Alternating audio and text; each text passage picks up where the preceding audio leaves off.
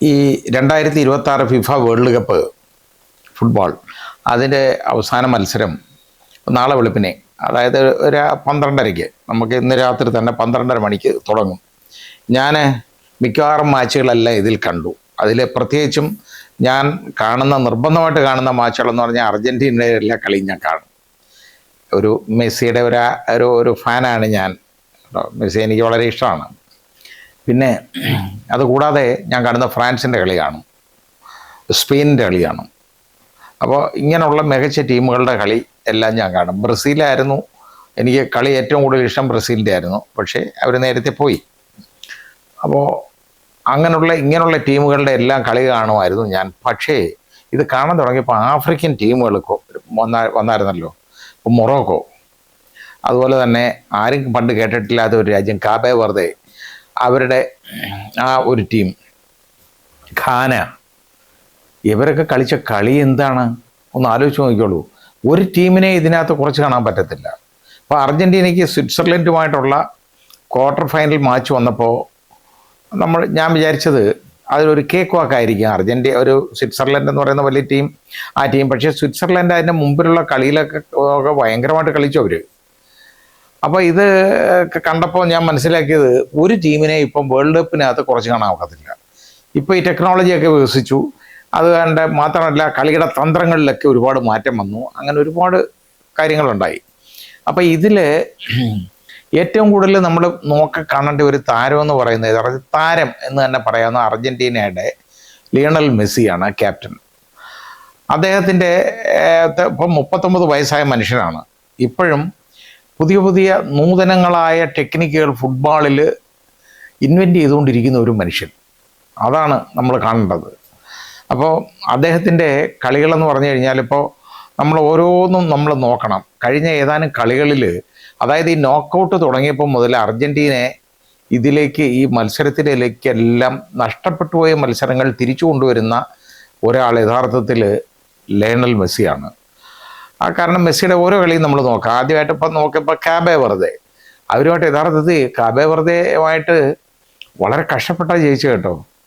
അതും മെസ്സി മാജിക്കിൽ 3-2 കാബേ വെർദെയുമായിട്ട് ജയിച്ചത്. അതേപോലെ തന്നെ അതിനു മുമ്പ് ജോർദാനുമായിട്ടൊരു കളി ഇതേപോലെ ഉണ്ടായിരുന്നു. അത് പിന്നെ നോക്കൗട്ടിന് മുമ്പുള്ളതല്ലേ. അത് കഴിഞ്ഞിട്ട് ഇതിന് ശേഷം ഇതും കഴിഞ്ഞതിൻ്റെ ഈജിപ്റ്റുമായിട്ടുള്ള കളി, അതിൽ 3-2.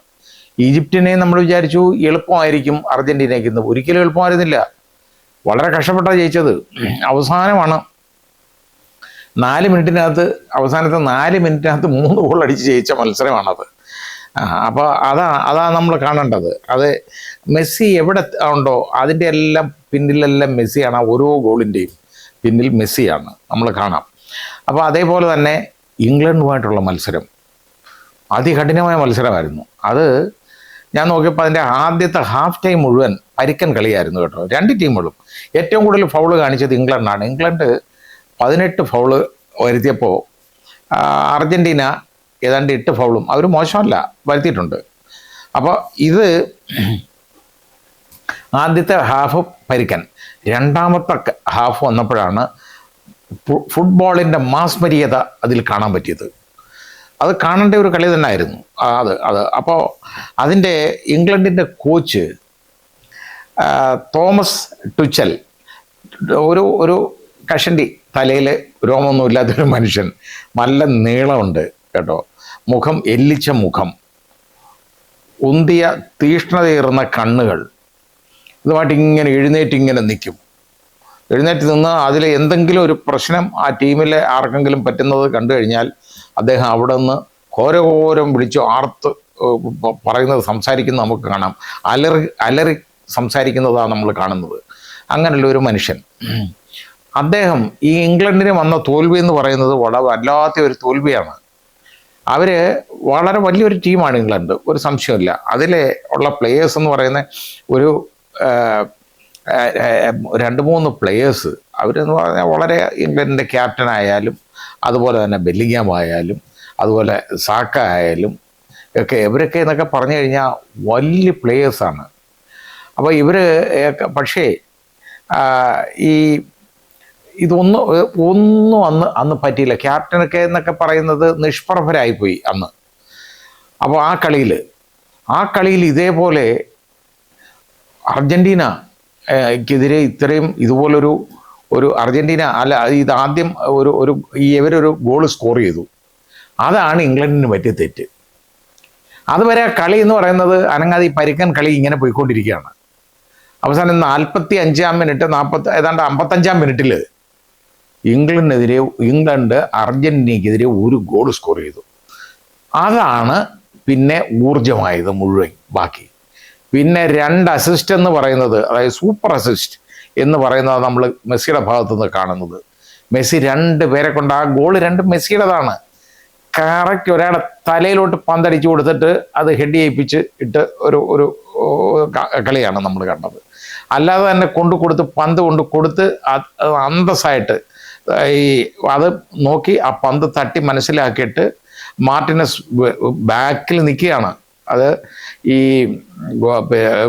ഗോൾ പോസ്റ്റിൻ്റെ അതിൽ നിന്നൊക്കെ ബാക്കിൽ മാറി നിൽക്കുന്ന ആളിന് പന്ത് അങ്ങോട്ട് കൊടുത്തു. ഒരൊറ്റ അടിക്ക് അത് ഗോൾ. അത് വലിയ ഗോളായിരുന്നു. അങ്ങനെ 2 ഗോൾ അടിച്ചു. അവസാന നിമിഷം ജയിച്ചു. അത് എക്സ്ട്രാ ടൈമിലേക്ക് പോലും കളി പോയില്ല. അത് ഇഞ്ചുറി ടൈമിലാണ് അവസാനത്തെ ആ ഗോൾ അടിക്കുന്നത്. അങ്ങനെ സമനിലയിലേക്ക് പോകുന്നുള്ള മത്സരം അത് ജയിച്ചെടുത്തു. അതിലെ സാധാരണ തോമസ് ട്വിച്ചലിന് യഥാർത്ഥത്തിൽ മെസ്സി എടുത്ത് വൈരാഗ്യം വരേണ്ടതാണ്.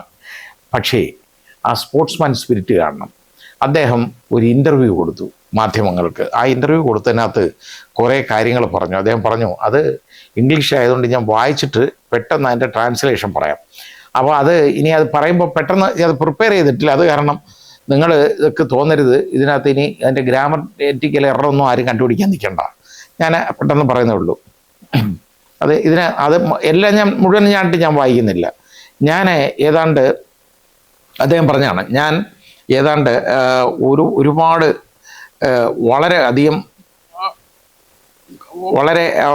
വളരെ പ്രഗത്ഭരായ ഫുട്ബോളേഴ്സിനെ ഹിസ്റ്ററിയിലുള്ളവരെ ഞാൻ കോച്ച് ചെയ്തിട്ടുണ്ട്. പക്ഷേ ലയണൽ മെസ്സി അതിൽ നിന്നെല്ലാം വ്യത്യസ്തനാണ്. ഞങ്ങൾ ഒരാഴ്ച മുഴുവൻ അദ്ദേഹത്തിൻ്റെ എങ്ങനെ ഓവർകം ചെയ്യാം, എങ്ങനെ മറികടക്കാം എന്നുള്ളതിനെക്കുറിച്ച് ഞങ്ങൾ പ്രിപ്പയർ ചെയ്തു. പക്ഷേ അതെല്ലാം കഴിഞ്ഞ് ഞങ്ങൾക്ക് പ്ലാനുകളുണ്ടായിരുന്നു സ്വന്തമായിട്ട്. ഞങ്ങൾക്ക് മാർക്കേഴ്സ് ഉണ്ടായിരുന്നു അദ്ദേഹത്തിനെ തടയാൻ. ഞങ്ങൾക്ക് നിർദ്ദേശങ്ങളുണ്ടായിരുന്നു എന്തൊക്കെ ചെയ്യണമെന്ന്. പക്ഷേ അതൊന്നും അദ്ദേഹത്തിൻ്റെ മുമ്പിൽ മതിയായിരുന്നില്ല. അദ്ദേഹം ഞങ്ങളെ ശിക്ഷിച്ചു. എപ്പോഴാണെന്നറിയോ? ഒരു 2 പ്രാവശ്യം 2 നേരം ശിക്ഷിച്ചു. അതാണ് അദ്ദേഹം പറഞ്ഞത്. ആബ്സല്യൂട്ട് ജീനിയസ് എന്നാണ് അദ്ദേഹം പറഞ്ഞത്.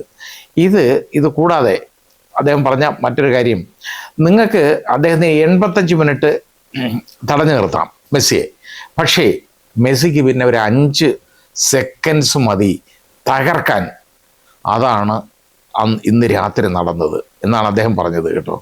ഇനി അതുപോലെ 2 അസിസ്റ്റുകൾ അതൊരിക്കലും ഒട്ടും ഉണ്ടായിരുന്നു. ആ 2 അസിസ്റ്റുകൾ യാതൊരു വിഷമവും ഇല്ലാതാണ് മെസ്സി ചെയ്യുന്നത്. അതുപോലെ ഒരു വേസ്റ്റ് ചെയ്ത കളഞ്ഞ ഒരു മൂവ്മെൻറ്റും ഒരു നിമിഷം പോലും ഉണ്ടായിരുന്നില്ല. പ്യുവർ ഫുട്ബോൾ മാത്രമായിരുന്നു. ആ പ്യുവർ ഫുട്ബോൾ ഇൻ്റലിജൻസ് അതായിരുന്നു ഉണ്ടായിരുന്നത് എന്നാണ് അദ്ദേഹം പറഞ്ഞത്. ഇനി അദ്ദേഹം എന്നിട്ട് പറയാ, Messi he weights and when you make 1 mistake you are dead. അദ്ദേഹം കാത്തിരിക്കും. നിങ്ങൾ ഒരു തെറ്റ്, നിങ്ങളുടെ ഭാഗത്തുനിന്ന് ഒരു പിഴവ് വന്നാൽ നിങ്ങൾ തകർന്നു, നിങ്ങൾ മരിച്ചു. അതാണ് ഞാൻ ടച്ച് ലൈനിൽ നിന്ന് ആർത്ത് വിളിക്കുകയായിരുന്നു, അലറി കൂവുകയായിരുന്നു. അതിൻ്റെ ഡേഞ്ചർ എന്താണെന്നറിയാം? മെസ്സിയുടെ കാലിൽ പന്ത് കിട്ടുമ്പോൾ അത് എനിക്കും അറിയാം, അതിൻ്റെ അപകടം എൻ്റെ കളിക്കാർക്കും അറിയാം. പക്ഷേ ഈ മെസ്സിയെ അതൊന്നും തടഞ്ഞു നിർത്താൻ പര്യാപ്തമായിരുന്നില്ല.